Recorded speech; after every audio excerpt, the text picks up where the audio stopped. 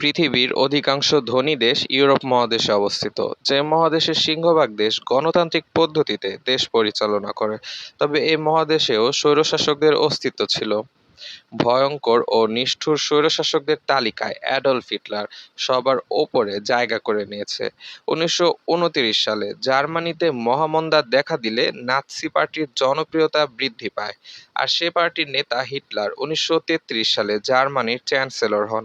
তিনি জার্মানির সামরিক শক্তি বৃদ্ধি করেন এবং 1939 সালে পোল্যান্ড আক্রমণের মাধ্যমে দ্বিতীয় বিশ্বযুদ্ধের সূচনা ঘটান। তার শাসনামলে হলোকাস্টের মতো ভয়ঙ্কর গণহত্যা সংঘটিত হয়, যেখানে 60 লক্ষ ইহুদিসহ প্রায় 1,10,00,000 মানুষকে হত্যা করা হয়। 1944 সালে হিটলার ও তার বাহিনী ক্রমেই দুর্বল হতে থাকে এবং পরাজয়ের খবর শুনে হিটলার 1945 সালে বাংকারে আত্মহত্যা করেন। তার মৃত্যুর মধ্য দিয়ে দ্বিতীয় বিশ্বযুদ্ধ প্রায় সমাপ্ত ঘটে। ফ্যাসিজমের জনক বেনিতো মুসোলিনি, যিনি 1922 সালে ইতালির রাজা ভিক্টরের ওপর চাপ প্রয়োগ করে ইতালির প্রধানমন্ত্রী হন, ক্ষমতা এসে তিনি সকল রাজনৈতিক প্রতিদ্বন্দ্বীদের দমন করে 1925 সালে নিজেকে ইতালির স্বৈরশাসক হিসেবে ঘোষণা দেন। তিনি ইতালির সাম্রাজ্যবাদ বিস্তারে মনোযোগী হন এবং আফ্রিকা ও ইউরোপের বেশ কয়েকটি দেশ দখল করে ফেলে। 1940 সালে মুসোলিনি হিটলারের পক্ষে দ্বিতীয় বিশ্বযুদ্ধে যোগদান করে। 1943 সালে মিত্রশক্তি ইতালিতে প্রবেশ করলে মুসোলিনি ক্ষমতাচ্যুত ও গ্রেপ্তার হন এবং 1945 সালে ইতালির জনগণ তাকে ও তার প্রেমিকাকে গুলি করে হত্যা করেছিল। সোভিয়েত ইউনিয়নের ভয়ঙ্কর এক নায়ক ছিলেন জোসেফ স্ট্যালিন, যিনি নিজের ক্ষমতা মজবুত করতে বিরোধীদের দমন করে 1929 সালে সোভিয়েত ইউনিয়নের প্রেসিডেন্ট হন। তার নেওয়া উদ্ভট সকল সিদ্ধান্তের কারণে প্রায় 60 লক্ষ মানুষের মৃত্যু ঘটে।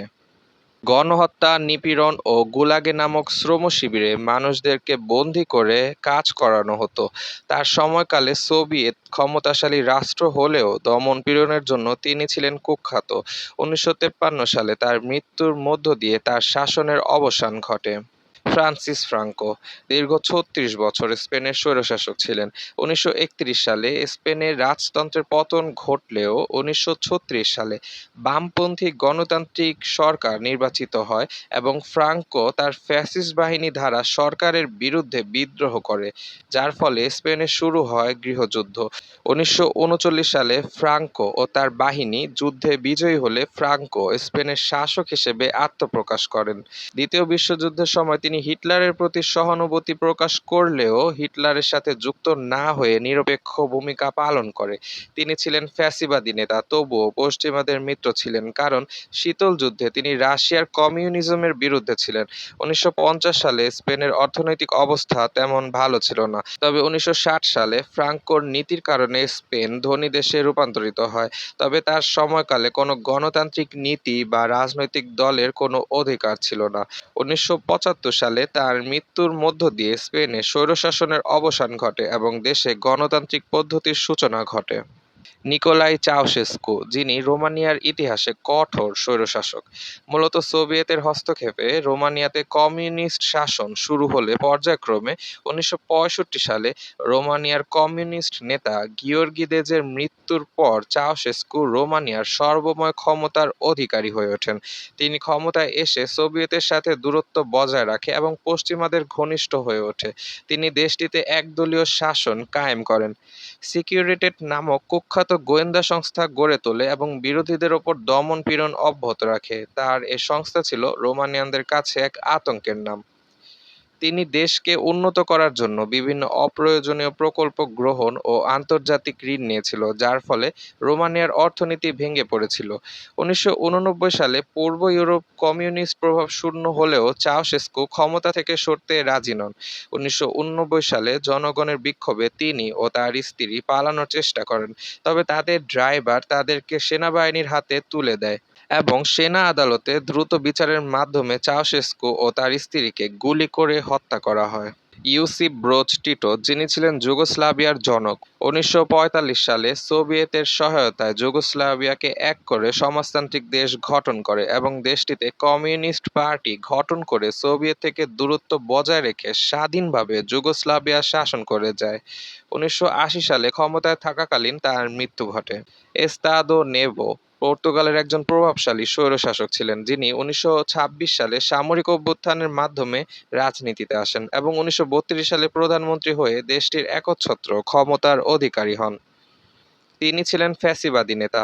দ্বিতীয় বিশ্বযুদ্ধে হিটলারের প্রতি সহানুভূতি থাকলেও তিনি ছিলেন নিরপেক্ষ। মূলত পশ্চিমাদের সমর্থনে তিনি শাসনকাল বৃদ্ধি করতে পেরেছে। তিনি পর্তুগালের উপনিবেশ ধরে রাখার চেষ্টা করেছিল এবং স্বাধীনতা আন্দোলন কঠোরভাবে দমন করেন। তিনি পর্তুগালকে ন্যাটোতে যুক্ত করার মূল কারিগর ছিলেন। 1970 সালে তার মৃত্যুর মধ্য দিয়ে পর্তুগাল গণতন্ত্র ফিরে পায়।